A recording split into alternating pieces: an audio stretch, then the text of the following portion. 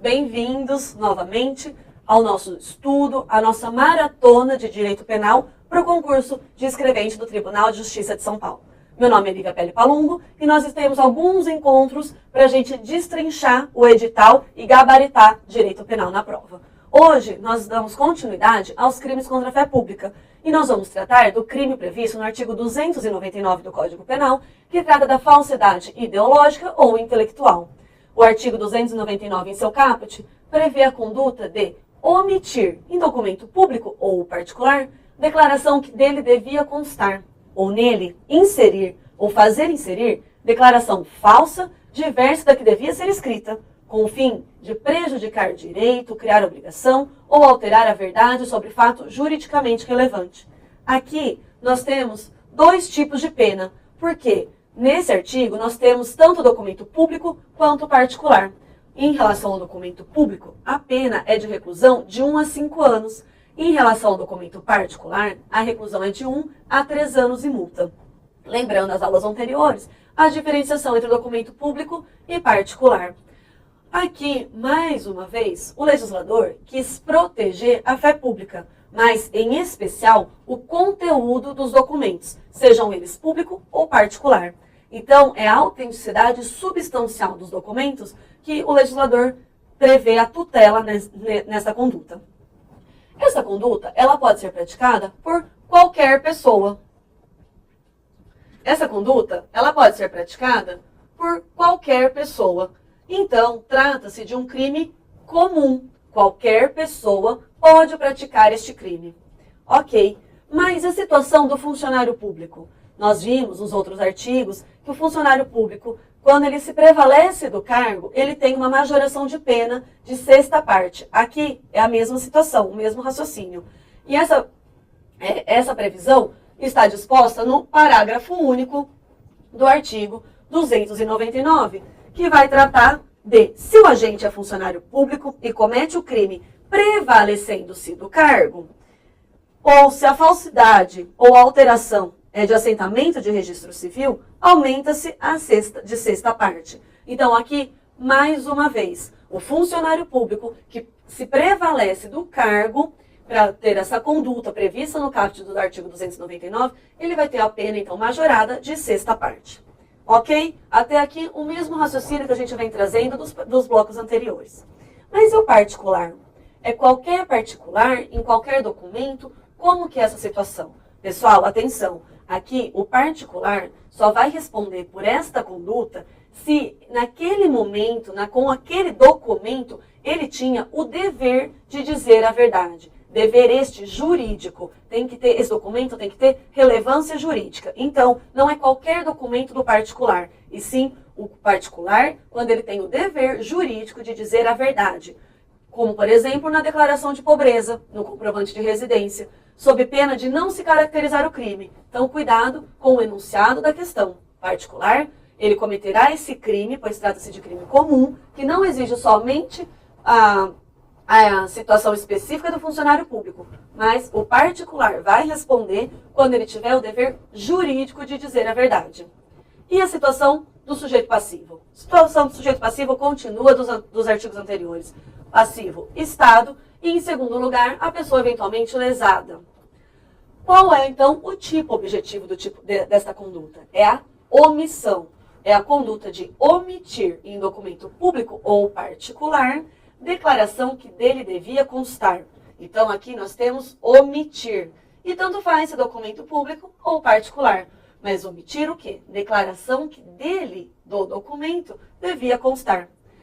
A outra situação, o outro núcleo do tipo, é inserir ou fazer inserir o quê? Declaração falsa ou diversa da que devia ser escrita em documento público ou particular. Aqui, situação específica. Lembrem que no blocos anteriores eu falava a situação da expressão com o fim de. Quando o tipo penal traz para a gente a expressão com o fim de, é porque o legislador está exigindo que para aquela conduta penal tenha um dolo específico. Neste caso, nós temos a necessidade do dolo específico, que é então o quê? A finalidade com o fim de prejudicar direito, criar obrigação ou alterar a verdade sobre fato juridicamente relevante. Então, aqui nós temos a situação do dolo específico. Pessoal, qual é a diferença entre omitir, inserir, fazer inserir, que são os nossos núcleos do tipo? Omitir é aquele silêncio proposital, intencional. Inserir, o agente, por conta própria, por ato próprio, introduz em documento já existente declaração falsa ou diversa da que deveria constar. E fazer inserir é a situação quando o agente se vale de pessoa competente para introduzir a declaração falsa ou diversa da que deveria constar. Aqui, então, a gente busca a genuidade do documento, a tutela da genuidade do documento. Lembram que a gente viu a fé pública, a confiança da sociedade em tudo aquilo que o poder público faz, e nesse artigo específico é a tutela da genuidade do documento. Aqui, nós temos o dolo, a vontade de praticar uma das condutas do tipo penal. Aqui, exige-se o dolo específico, que é o quê? Aquele elemento subjetivo especial, aquele elemento subjetivo da pessoa, do agente, especial para essa conduta, que a gente acabou de ver, então, que é com o fim de prejudicar direito, criação ou alterar a verdade sobre fato juridicamente relevante. Pessoal, uma dica, no código de vocês, circulem essa expressão com o fim de e coloquem do lado que trata-se de dolo específico. Aqui nós temos uma conduta que exige o dolo específico. E a consumação desse crime, quando vai se dar? A consumação se dá no momento em que o agente omitir, em documento público ou particular, a declaração que dele devia constar, ou nele inserir, ou fizer inserir, declaração falsa ou diversa da que deveria ser escrita. Aqui não depende de qualquer outro resultado lesivo. A tentativa é possível nas condutas dos verbos inserir ou fazer inserir, porque são formas comissivas da conduta e tratam de crimes plurissubsistentes. Mas atenção, na conduta omitir, que trata-se de um crime unissubsistente, é a forma omissiva, não cabe tentativa. Não é possível a forma tentada na conduta omitir. Aqui nós temos que o objeto é o documento preenchido com perfeição. Então ele é perfeito na sua forma, mas ele está viciado no conteúdo. Então o seu conteúdo é falso. Pessoal, atenção! Se as falsidades lançadas no documento, tanto público quanto particular, tiverem por propósito, finalidade, fraudar a fiscalização tributária ou não pagamento de tributo, o crime não será de falsidade ideológica, mas sim crime contra a ordem tributária, ok? Então, quando se tratar da falsidade, ok? Então, quando se tratar de falsidade para fraudar a fiscalização tributária ou não pagar tributo, não é crime de falsidade ideológica, mas sim crime contra a ordem tributária. Por favor, não vamos cair nessa divergência, nessa pegadinha, ok? Essa questão, se aparecer, a gente gabarita.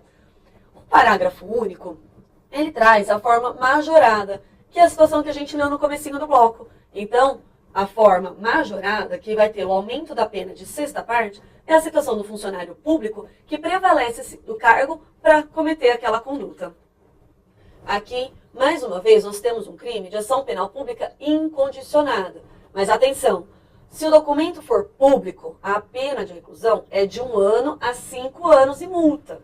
E particular, a pena de reclusão de 1 ano a 3 anos de multa. Cuidado para a questão não vir invertida. Nós temos que lembrar que lá no primeiro bloco nós tratamos disso. O documento público, ele tem uma fé pública, ele tem uma necessidade de passar confiança para a sociedade maior que o documento particular.